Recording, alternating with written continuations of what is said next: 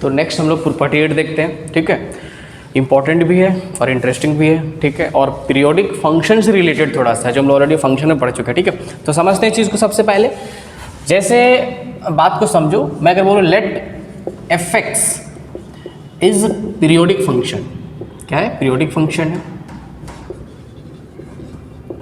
ठीक है, with period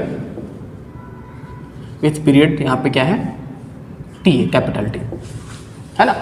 अब ध्यान से देखो, अगर मान ले मेरा फंक्शन पीरियोडिक फंक्शन है तो f of x plus t equal to f x होता है। पीरियोडिक फंक्शन की कंडीशन सफिशिएंट है। ठीक है, और उसका पीरियड क्या हो जाएगा? टी हो जाएगा, जो हम लोग ऑलरेडी फंक्शन में पढ़ चुके हैं। ठीक है, अब यहाँ समझो बात को।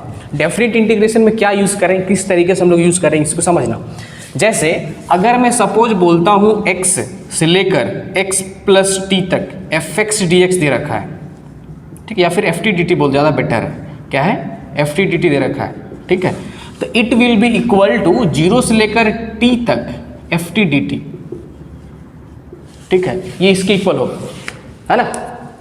अब समझते हैं ऐसा क्यों हो रहा है। हम लोग 2-3 मेथड से समझेंगे। ठीक है, तो सबसे पहला मैं ग्राफिकली समझने की कोशिश करता हूँ। देखना, जैसे अगर सपोज मैं ऐसा करता हूँ, समझना, मैं suppose y equal to mod sine x का अगर मैं ग्राफ बनाता हूँ, ठीक है, तो ऑफकोर्स इसका पीरियड क्या हो जाएगा?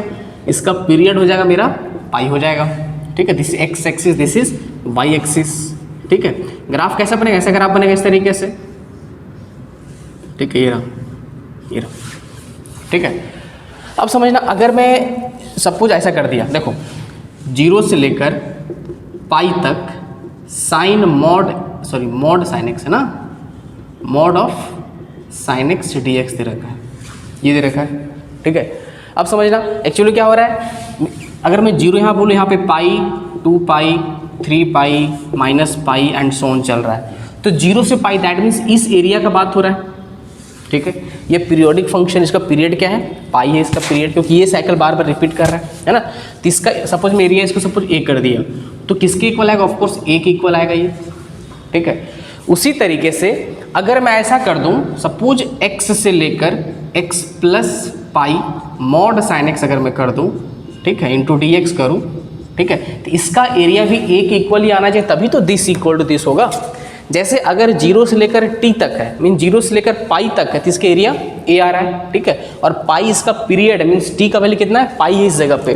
तो उसी तरीके से ये और ये अगर आपस में इक्वल है, तो अगर मैं यहाँ पे x से स्टार्ट करूँ और x प्लस पाई तक ले गया, तो ये दोनों अगर आपस में इक्वल है, तो इसका वैल्यू भी a के इक्वल आना चाहिए। ठीक है, अब समझो, नीचे अगर मैं सपोज एक और ग्राफ बना दें इस तरीके से, ठीक है, इस तरीके से मॉड साइन एक्स का ग्राफ। ठीक है, सपोज बात को समझना, अब मैं क्या करता हूँ, सपोज x का वैल्यू यहाँ पे इस जगह पे, यहाँ पे क्या है? x। तो x सपोज ये 0 था, ये t था, ये t था। ठीक है, अगर मैं x प्लस टी करूँ तो यहाँ पे आ जाएगा ये, दिस इज, या थोड़ा कोई और दूरी में लेते हैं। ठीक है, या फिर थोड़ा बड़ा डायग्राम बनाते हैं ताकि हम लोग और भी कॉन्सेप्ट क्लियर हो जाए। ठीक है, सपोज इस तरीके से देखो, ये रहा। इसी को मैंने क्या किया, थोड़ा जूम कर दिया। ठीक है, बात को समझ रहा हूँ। यहाँ पे 0 है, यहाँ पे पाई है, यहाँ पे 2 पाई है। अगर मैं यहाँ पे x लेता हूँ इस जगह पे, तो x प्लस पाई इधर कहीं होगा, x प्लस पाई। अब समझना, इसका वैल्यू भी अगर a के इक्वल आता है तो हम बोल सकते हैं दिस इक्वल टू दिस। ठीक है, अब समझना, जितना हम लोग इधर शिफ्ट, पूरा ग्राफ सिमेट्रिक है, जितना यूनिट हम लोग आगे शिफ्ट हुई उतना इधर भी शिफ्ट हुआ, मीन्स अब अल्टीमेटली इस एरिया की बात हो रहा है। कहाँ से कहाँ तक? x से लेकर x प्लस पाई तक। ठीक है, अब ध्यान से देखो, इसमें क्या था? अब देखो इसमें क्या था? ये कंप्लीट था, जिसका एरिया a के इक्वल था। अब इसमें क्या रहता है? मिसिंग है। अगर मैं सपोज बोल दूं कि इसको मैं बोल दिया a1, इसको मैं बोल दिया a2, बात को समझना, तो a1 प्लस a2 किसके इक्वल होगा? ऑफकोर्स a के इक्वल होगा। कंप्लीट क्या a के इक्वल होता है? अगर ये a1 है, ये भी a1 के इक्वल होगा। बात समझ में आ रहा है? ठीक है, क्योंकि ये और ये तो आपस में सेम होगा। जितना इधर 0 से x है, तो वही तो x लेकर मीन्स पाई से लेकर x प्लस पाई तक पहुँचे, मीन्स ये और ये एरिया सेम होने वाला है। ठीक है, तो अब ये जो शेडेड रीजन है, ये एरिया भी कितना आ गया? ऑफकोर्स a2 प्लस a1, ये भी तो a के इक्वल आ गया। मीन्स ये this plus this equal to this same आ गया, इसका भी वैल्यू a के इक्वल आ गया। तो यहाँ से हम लोग बोल सकते हैं बिल्कुल कि this equal to this, means ये और ये आपस में इक्वल है। ठीक है। तो अगर मेरा पीरियोडिक फंक्शन एफ एक्स मेरा पीरियोडिक फंक्शन है और उसका पीरियड सपोज यहाँ पे दे रखा है, ठीक है, ये पीरियड देखो टी इज पीरियड, ठीक है। तो अगर x से लेकर x प्लस टी तक जाता है ना, तो हम लोग क्या बोलेंगे 0 से लेकर t तक एफ टी डी टी आपस में इक्वल होने वाला है, ठीक है। मेथड 1 इस तरीके से ग्राफिकली हम लोग चीज़ को समझे। एक और मेथड है समझते हैं, समझना। जैसे अगर मैं बोल दिया इसको सपोज जी एक्स बोल दिया, है ना। अब देखो g x is equal to x से लेकर एक्स प्लस टी तक, लोअर लिमिट एक्स है, upper limit x plus t तक एफ टी डी टी दे रखा है। अब समझना ये इसके इक्वल हो गया, तो जी एक्स मेरा इंडिपेंडेंट ऑफ एक्स हो गया। तो मेरे को क्या बताना है, ठीक है, prove that g x is independent means x पे डिपेंड नहीं कर रहा है, प्रूफ कर दो, ठीक है। तो इसको हम लोग देखते हैं। एक काम करते हैं, सबसे पहले हम लोग डेरिवेटिव फाइंड कर लेते हैं। अगर मैं जी डेस एक्स निकालने की कोशिश करूं, ठीक है, समझना, अगर मैं जी डेस एक्स निकाला तो सबसे पहले हम लोग क्या करते थे, इसको चुपचाप इसमें डाल दो। तो मैंने डाल दिया F of x plus T, और ऊपर वाले को डिफरेंशिएट करेंगे। टी मेरा कांस्टेंट, एक्स का डेरिवेटिव एक्स के रिस्पेक्ट में क्या हो जाएगा, ये इंटू 1 हो जाएगा। फिर माइनस साइन लगाएंगे, फिर इसको चुपचाप इसमें डाल दो, यहाँ पे एफ एक्स आ गया, और x लोअर लिमिट को डिफरेंशिएट करो तो x का डेरिवेटिव 1 के इक्वल आ गया, ठीक है। तो यहाँ से जी डेस एक्स इक्वल टू क्या हो गया, अब तो एफ एक्स मेरा क्या था, पीरियोडिक फंक्शन था, तो f x equal to f of x plus t means ये और ये आपस में इक्वल है। तो इसके जगह हमने क्या रख दिया, F x minus F x, तो ये 0 आ गया। मीन्स यहाँ से मेरा जी डेस एक्स किसके इक्वल आ गया, ऑफकोर्स जी डेस एक्स मेरा 0 के इक्वल आ गया। इसका क्या मतलब हुआ, जी एक्स जो मेरा है, ठीक है, कांस्टेंट फंक्शन होगा।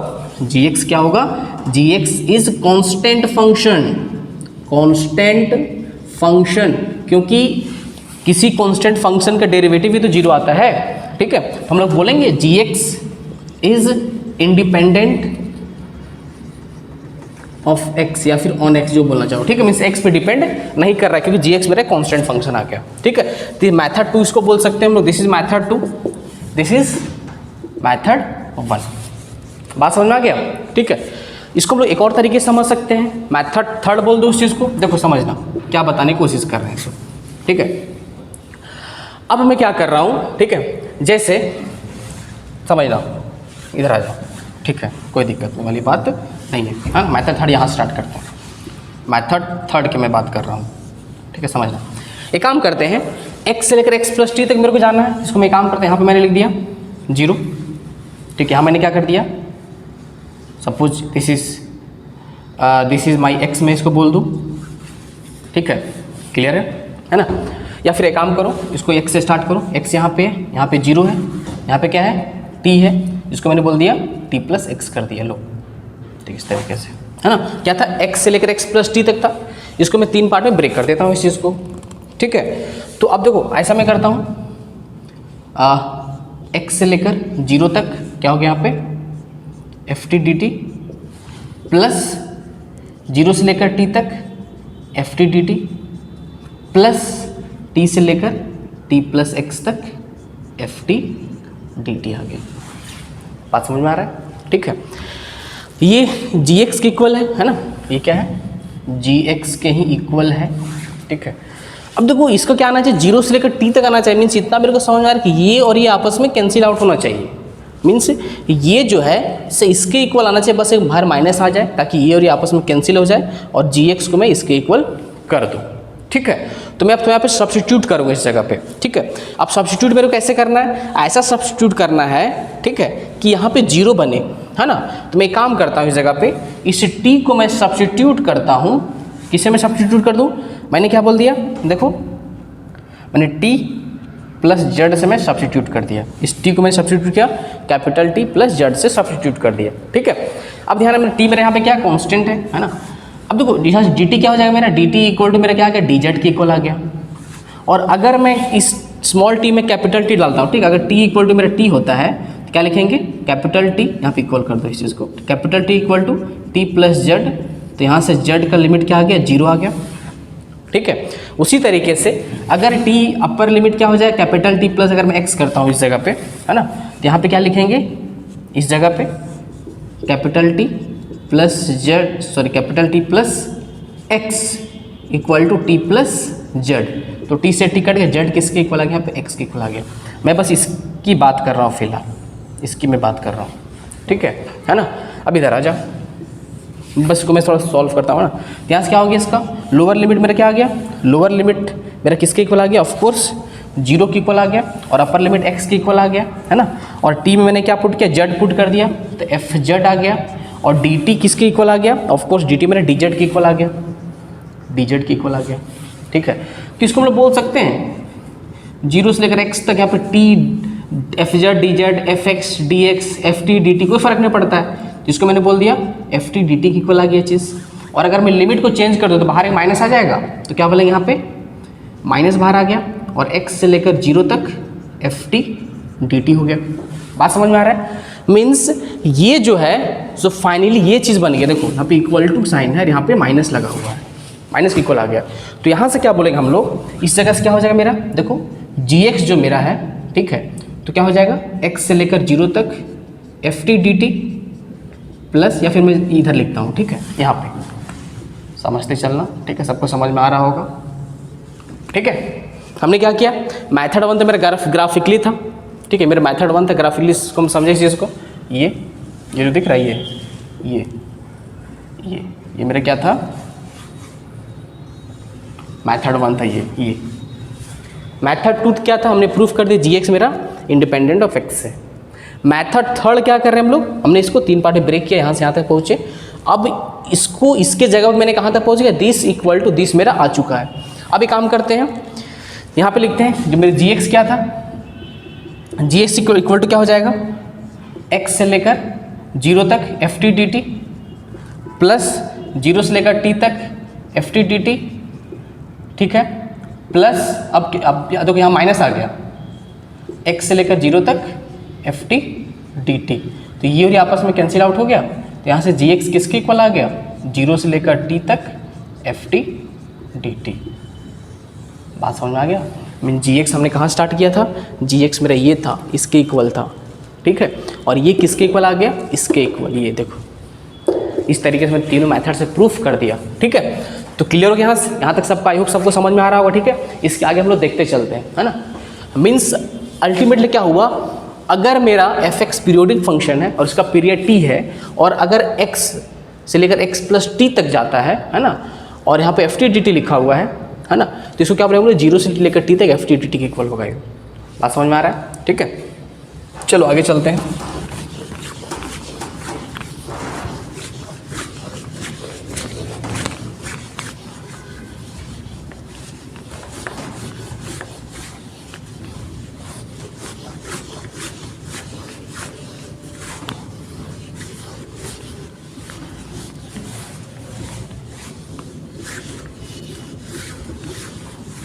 ठीक है, एग्जाम्पल देख लो छोटा से, जैसे अगर मान लो ऐसा रहा,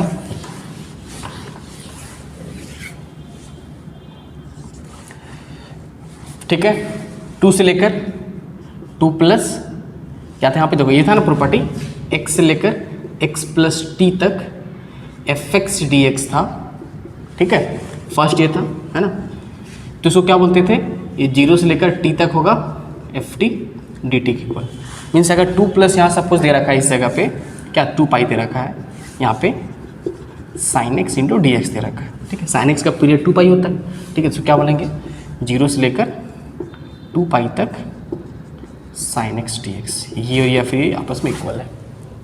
ठीक है, आई होप सबको समझ में आ गया, है ना। x से लेकर x प्लस टी तक एफ एक्स डी एक्स रहा, तो 0 से लेकर t तक एफ टी डी टी इसके इक्वल आ जाएगा, है ना। यहाँ पे t कर तो बेटर है, या x लिखो, कोई दिक्कत वाला बात नहीं है। ठीक है, ये रहा।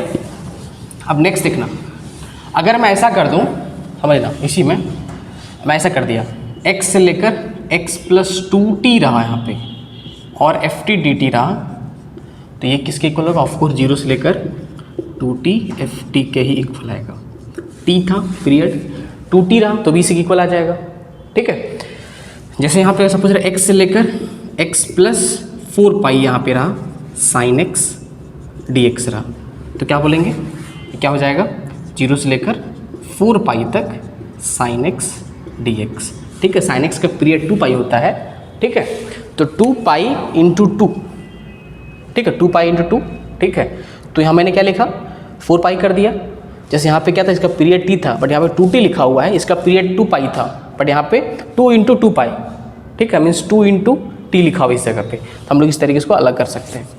ठीक है, सबको समझ में आ रहा है चीज़? ठीक है, आगे देख लेते हैं। इसी तरीके से अगर मैं बोलता हूँ यहीं से सेकंड नंबर क्या आ जाएगा मेरा, जैसे अगर मैं बोलता हूँ सपोज x से लेकर x प्लस एन टी तक है, यहाँ पे एफ टी डी टी दे रखा है।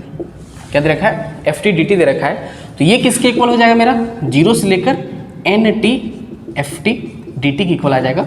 ध्यान रहे n बिलोंग्स टू इंटीजर, यहाँ पे इंटीजर, फ्रैक्शन मत कर देना n में की। ठीक है, ऐसा नहीं कि 0.1 कर दो 0.2 कर दो, गड़बड़ हो जाएगा उससे। ठीक है, यहाँ पे क्या एन टी है ना।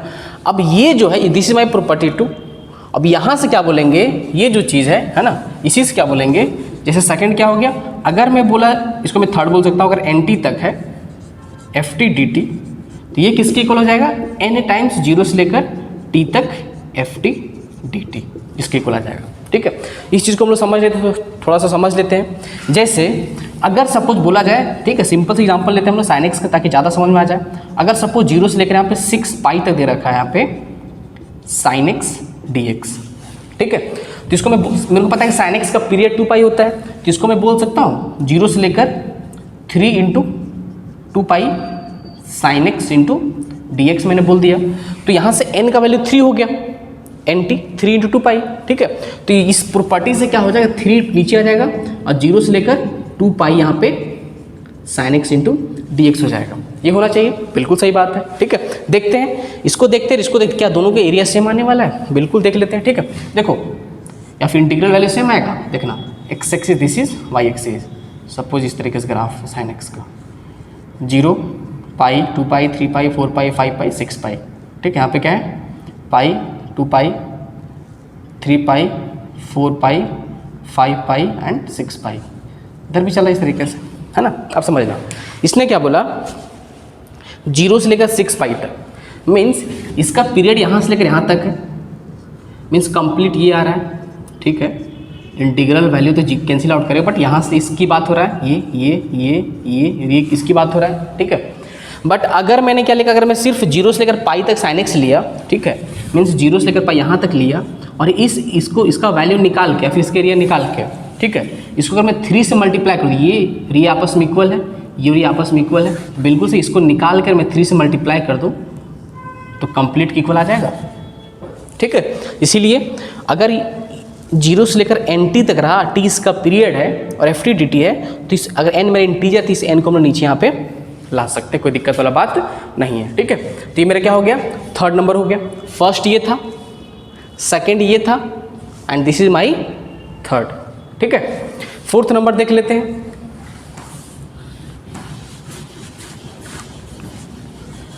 फोर्थ क्या हो जाएगा देखना, जैसे अगर मैं बात करता हूं n1t से लेकर n2t तक, यहाँ पे अगर एफ टी डी टी दे रखा है और साथ ही साथ मेरे यहाँ पे n1 और n2 बिलोंग्स टू इंटीजर अगर है, ठीक है, तभी बात कर रहे हैं हम लोग। n1 n2 क्या मेरा इंटीजर है। ठीक है, तो टी इसका पीरियड, जिसको क्या बोलेंगे हम लोग n2 माइनस n1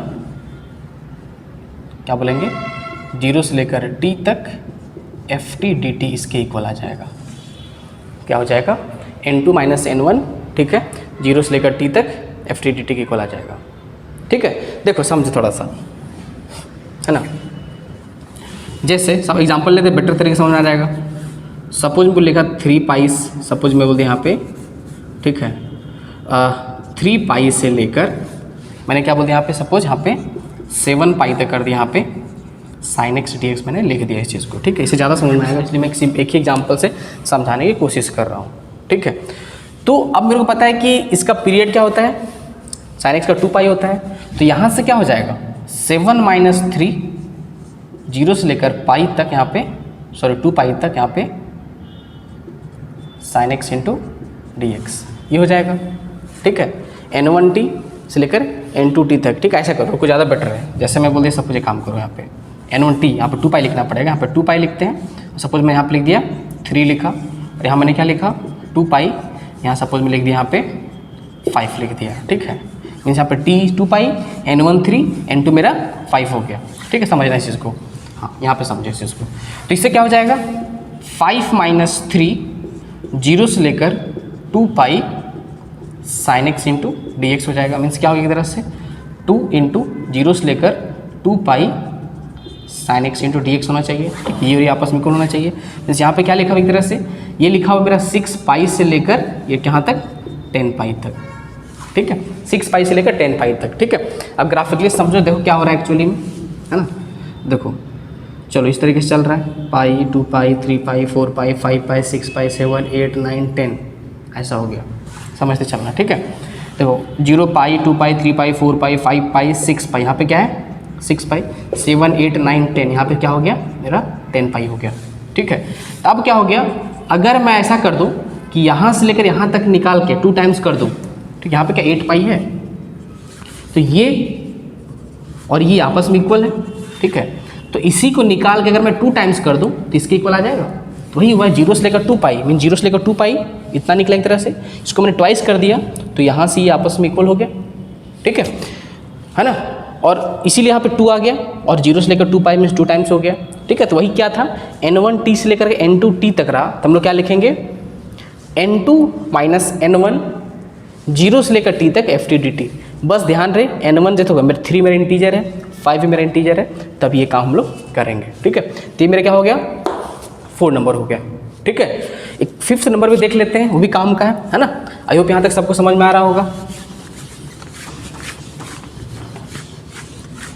5th क्या हो जाएगा, 5th देखो जैसे अगर ऐसा रहा, अगर a से लेकर nt तक b से लेकर nt तक एफ टी डी टी है, तो इसको क्या बोलेंगे हम लोग, इसको बोल सकते हैं हम लोग a से लेकर b तक f t d T equal हो जाएगा, ठीक है। इसको हम ऐसे भी समझ सकते हैं, देखो जैसे तो 5 देखते हैं, जैसे a से लेकर nt से लेकर b से लेकर nt तक रहा एफ टी डी टी, तो क्या बोलेंगे a से लेकर b F t d T, ठीक है, इसके इक्वल होगा। इसको समझते हैं तो ग्राफिकली थोड़ा समझ लेते हैं पहले चीज़ को, है ना। देखो जैसे समझना, देखो जैसे मान लिया यहाँ पे ग्राफ दे रखा है इस तरीके का, ठीक है। मान लिया कोई फंक्शन ग्राफ इस तरीके का है ना, इस तरीके से, ठीक है, कोई पीरियोडिक फंक्शन है। अब समझना जैसे a से ले a प्लस एन टी से लेकर b plus n t, n मेरा क्या यहाँ पे इंटीजर है ना। सपोज यहाँ पे 0 हुआ, यहाँ पे t, यहाँ पे 2t, इस तरीके से मान लीजिए रहा। सपोज एन टी रहा तो मान लिया यहाँ पे this is n t plus a मैंने कर दिया, और suppose this is n t plus मैंने b कर दिया। तो अब एन टी प्लस ए से लेकर एन टी प्लस बी तक की बात होगा, तो इस एरिया की बात होगा, और इसका पीरियड कितना है t है, तो इसका पीरियड n का मल्टीपल है, n मेरा इंटीजर है, ठीक है।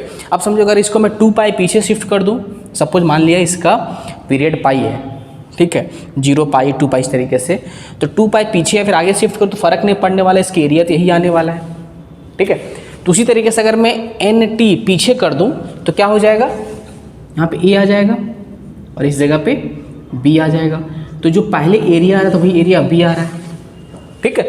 तो ग्राफिकली मेरे को समझ में आया कि ठीक है, अगर मैं a प्लस एन टी से लेकर b प्लस एन टी तक एरिया फाइंड करूं या फिर a से लेकर b तक फाइंड करूं तो इसका एरिया सेम आने वाला। इसीलिए अगर किसी फंक्शन का पीरियड t है और a प्लस एन टी से लेकर b प्लस एन टी तक रहा तो हम लोग क्या बोलेंगे, उसका लिमिट लोअर लिमिट a से लेकर b तक एफ टी डी टी इसके इक्वल रहेगा, ठीक है।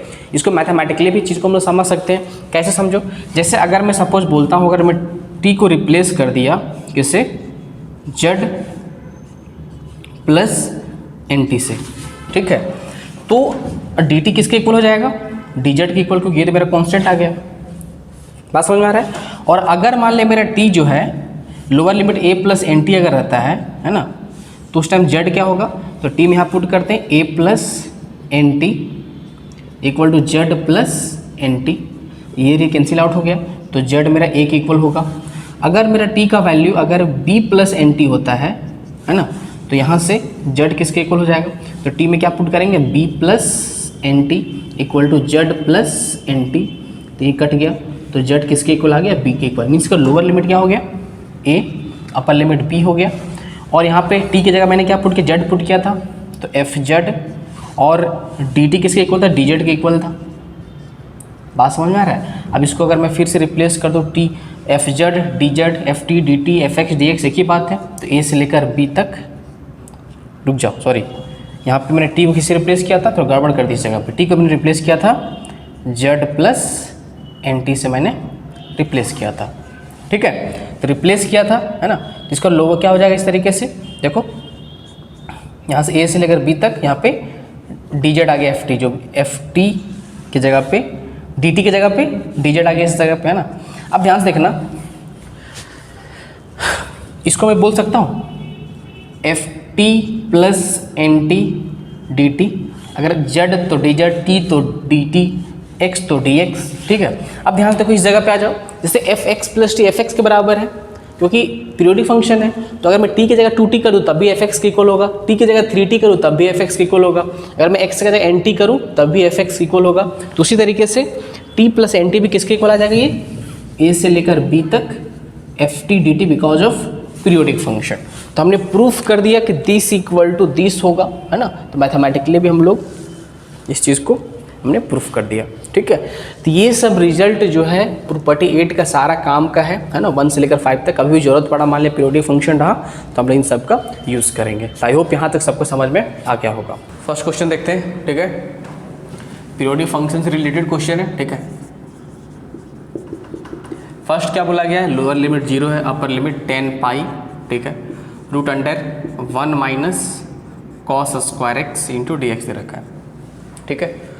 तो ये क्या हो जाएगा, 0 से लेकर 10 पाई, इसको बोल सकते रूट अंडर, ये क्या हो गया, sine square x into d x हो गया, और 0 से लेकर 10 पाई है, तो साइन कई बार नेगेटिव पॉजिटिव बहुत कुछ होने वाला है इसलिए, और ये कभी नॉन नेगेटिव होगा तो यहाँ पे मैंने मॉड लगा दिया, मॉड साइन एक्स, ठीक है। काम करो इस जगह, ज़्यादा बेटर हो जाएगा क्वेश्चन, ऐसा कर लो, चलो कोई बात नहीं रहने दो, ठीक है, इंटू डी एक्स हो गया, ठीक है।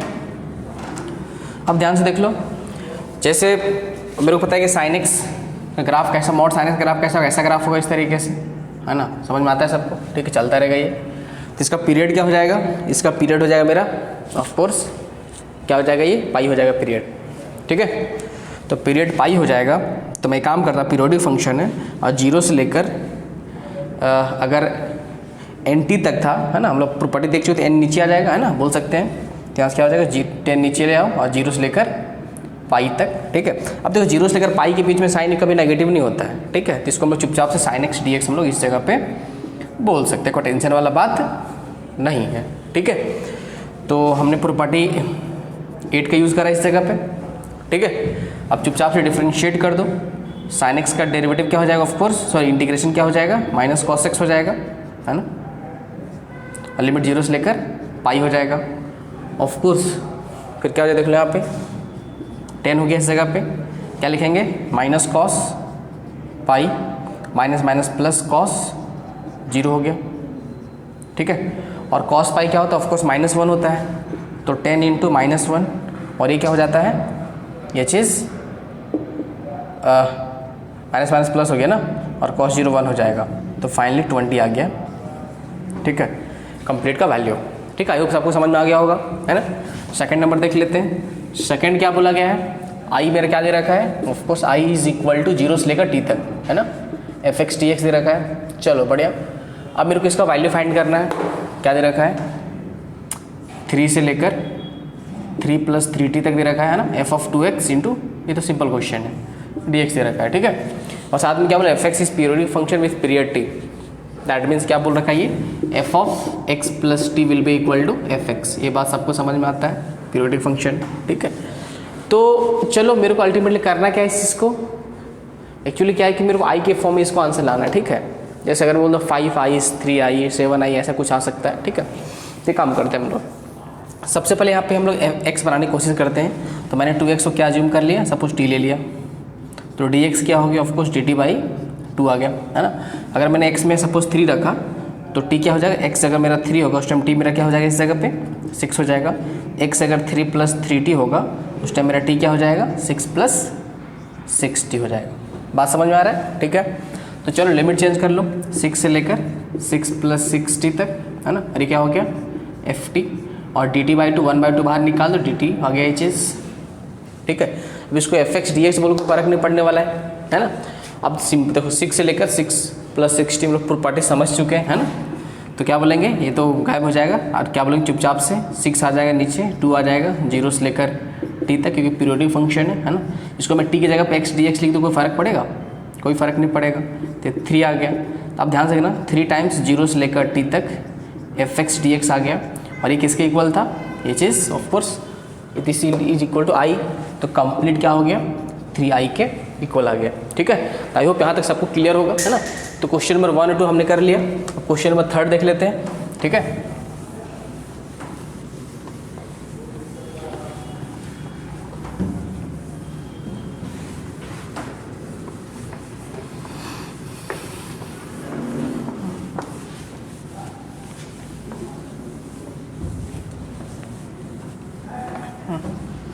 थर्ड नंबर देख लो। थर्ड में क्या बोला गया है? 0 से लेकर 30। हाँ, इस क्वेश्चन को देखो, ध्यान देना इस जगह पे।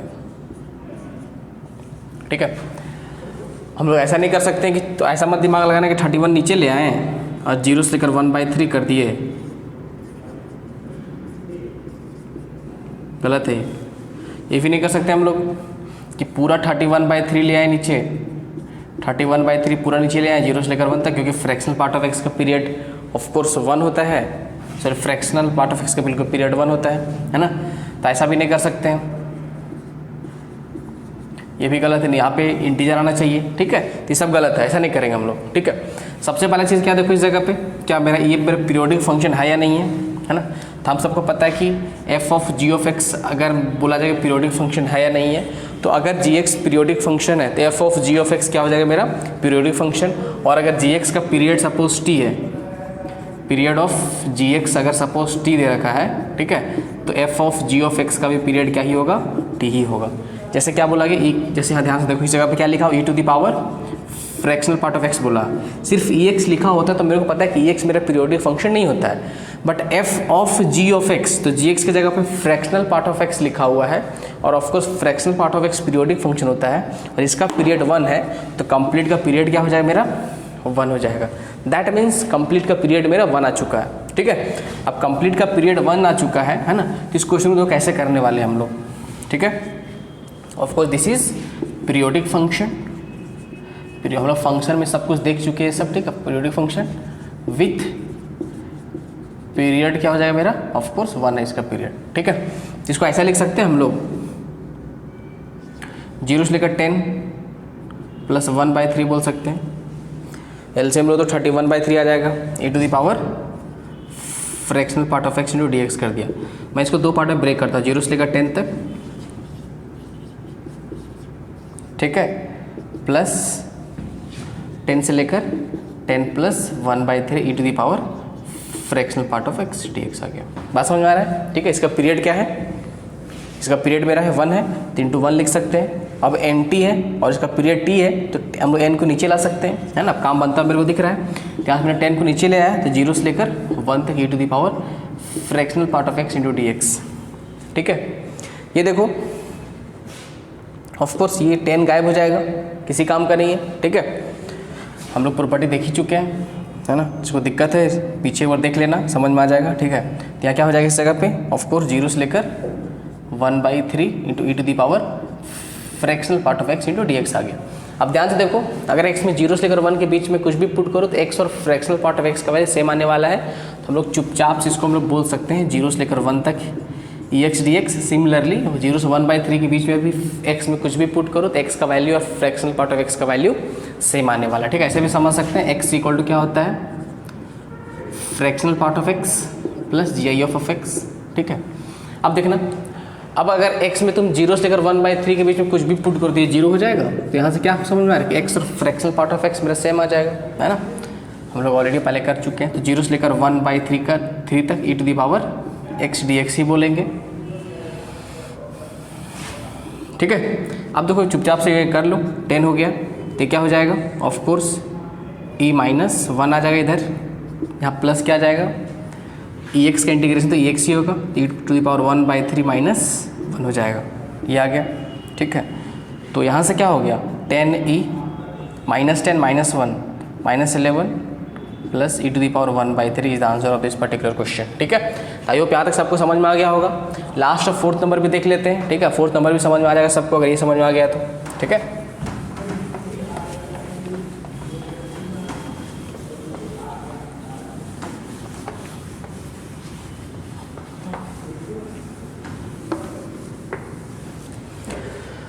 फोर्थ नंबर देख लो क्या है, -1 से लेकर 2 तक है। ठीक है, अब ध्यान दो e to the power fractional part के अंदर 3x आ चुका है, ध्यान से देखना। ठीक है, इस क्वेश्चन को कैसे करेंगे, तो of course this is my periodic function. ठीक है, अगर सिर्फ e to the power fractional part of x होता तो इसका पीरियड क्या होता, इसका पीरियड 1 होता। But e to the x को अगर मैं 3x से मल्टीप्लाई कर दिया तो ऑफ कोर्स इसके पीरियड में क्या हो जाएगा, हम लोग पढ़ चुके हैं फंक्शन में 3 से डिवाइड करना पड़ेगा, तो इसका पीरियड 1/3 आ चुका है। ठीक है, तो एक काम करते हैं, इसको मैं बोल सकता हूँ इस जगह पे -3 × 1/3 में बोल सकता हूँ -1 को, और इसको मैं बोल सकता हूँ 6 × 1/3। कोई दिक्कत वाला बात नहीं है। ठीक है, और यहाँ पे ई टू दी पावर मैंने इसलिए किया क्योंकि इसका पीरियड 1/3 है और कोई वजह नहीं है। ठीक है, ये रहा, है ना। आप ध्यान से देखो, अगर n1t से लेकर n2t तक है और n1 n2 अगर इंटीजर है तो क्या बोलते थे, n2 - n1 क्या करते थे हम लोग, इसको क्या बोलेंगे 6 - -3 दिस। ठीक है, और ये क्या हो जाएगा, है ना, 0 से लेकर सपोज t, दैट मीन्स यहाँ पे 1/3 आ जाएगा, और e to the power fractional part of 3x × dx आ गया। अब ध्यान से देखो, अगर x में तुम 0 से 1/3 के बीच में कुछ भी पुट करो, ठीक है, तो 0 से 1 के बीच में ही आने वाला है।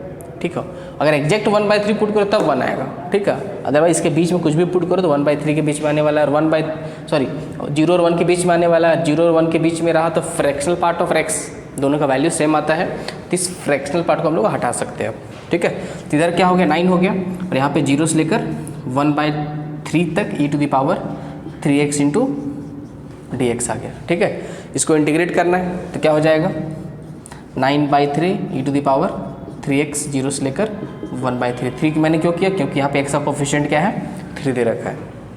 ठीक है, अब फाइनल आंसर क्या हो जाएगा, ये 3 आ चुका है ना। यहाँ पे क्या हो जाएगा, e to the power 3 × 1/3, that means e से बचेगा और -1, तो क्या हो गया 3, बस आ गया आंसर, ये आंसर है। ठीक है, इस तरीके से हमने चारों क्वेश्चन सॉल्व कर लिया। ठीक है, इस तरीके से क्वेश्चन का मेरा पीरियोडिक से रिलेटेड तो हम लोग थोड़ा दिमाग लगाएंगे, और जो 5 रिजल्ट बताया गया उसको ध्यान रखना है, हम लोग आराम से क्वेश्चन को सॉल्व कर सकते हैं। ठीक है।